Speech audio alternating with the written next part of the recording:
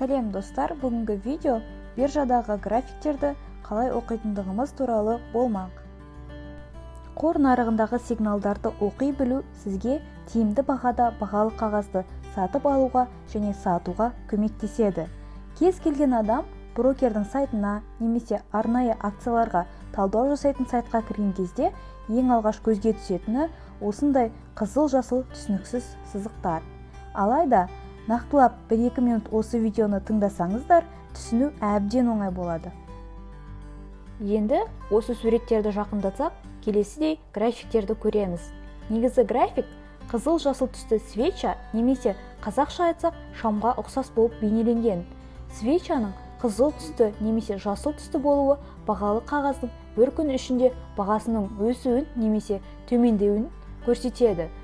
Мысалы, свеча жасыл түсті болса, бағалы қағаздың бағасы бір күнде өскендігін, ал егер қызыл түсті болса, бағалы қағаздың бағасының бір күнде төмендегендігін көрсетеді.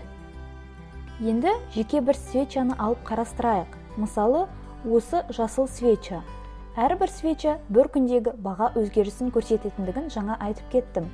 Алайда, біз 1 минутта, 5 минутта немесе жарты сағатта бағаның қалай өзгергендігін де көре аламыз. Ол үшін қажетті time frame таңдау керек болады. Ол туралы кейінірек айтып кетемін. Енді қараңыздар. Свеча негізінен екі бөліктен құралған. Свечаның денесі және төменгі және жоғарғы бөлімде екі қосымша сызықтары бар. Свечаның денесі дегеніміз осы бөлік, яғни жалпақ бөлігі.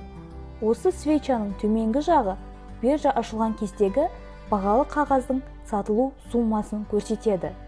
Керісінше, свечаның денесінің жоғарғы бөлігі биржа жабылған кездегі сатылу бағасын көрсетеді. Ал екі жіңішке сызық бір күн ішіндегі ең жоғарғы және ең төменгі бағаларды көрсетеді. Төменгі жақтағы жіпше бұл күн ішінде сатылған ең төменгі баға, ал свечаның денесінің жоғарғы бөліміндегі жіпшенің ұшы осы күн ішінде сатылған ең жоғарғы бағаны көрсетеді. Тура сол сияқты қызыл свечаны да қарастыруға болады. Қызыл свеча бір күн ішінде бағалы қағаздың бағасының төмендегендігін көрсетеді. Алайда, бұл свечада жасыл свечадан ерекшелігі, оның денесінің жоғарғы бөлігі биржа ашылған кездегі бағаны көрсетеді, ал свеча денесінің төменгі бөлігі биржа жабылған кездегі сатылған сумманы көрсетеді.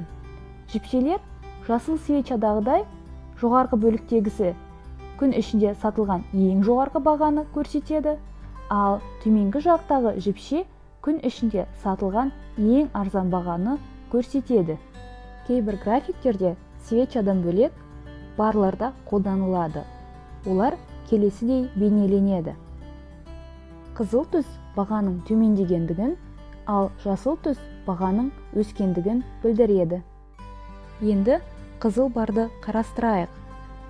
Бардың сол жақ бөлігінде көлденеңнен жатқан сызықша биржа ашылғандағы бағаны көрсетеді, ал бардың оң жағында көлденең жатқан сызықша биржа жабылғандағы бағаны көрсетеді. Сонымен қатар, жоғарғы бөлік күн ішіндегі ең жоғарғы бағаны көрсетсе, ал бардың төменгі бөлігіндегі сызықша күн ішіндегі ең төменгі бағаны көрсетеді. Жасыл бардың қызыл бардан ешқандай да айырмашылығы жоқ.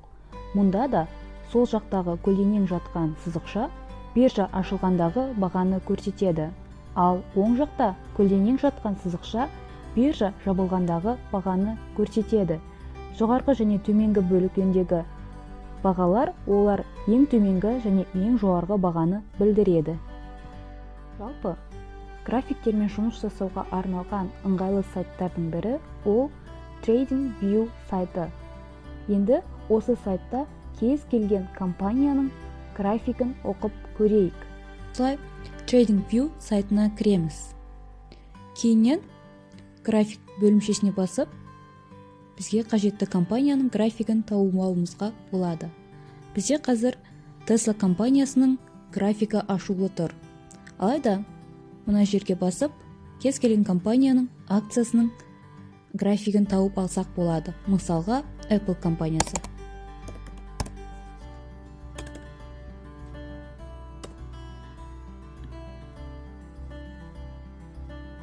Міне, бізде қазір Apple компаниясының акциясының графигі көрсетулі тұр. Енді міне кез келген свечаға жақындап қарайық. Мысалға, мына соңғы свеча, яғни бұл 31 желтоқсанға арналған свеча, яғни бұл бір күн ішіндегі баға өзгерісін көрсетіп тұр. Яғни күн басталған кезде бұл акция 178,03 долларға сатылған, ал күн аяқталған кезде оның бағасы 177,63 долларға дейін төмендеген. Ал күн ішіндегі ең жоғарғы бағасы 179,16 долларға дейін жеткен. Ал ең төменгі баға 177,22 долларға дейін жеткен. Сол сияқты, мына жасыл шамды қарастырайық. Бұл 27 желтоқсанға арналған шам. Яғни бұл график, яғни бұл күні акция 177,14 доллардан бастап сатылған күн басталғанда, ал күн аяқталған кезде оның бағасы 180 долларға дейін өскен. Күн ішіндегі ең жоғарғы баға шамамен 180 доллар 46 цент болған.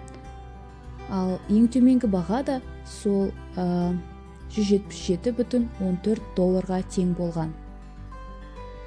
Енді бұдан бөлек мына жерде барларды таңдалсаңыздар болады.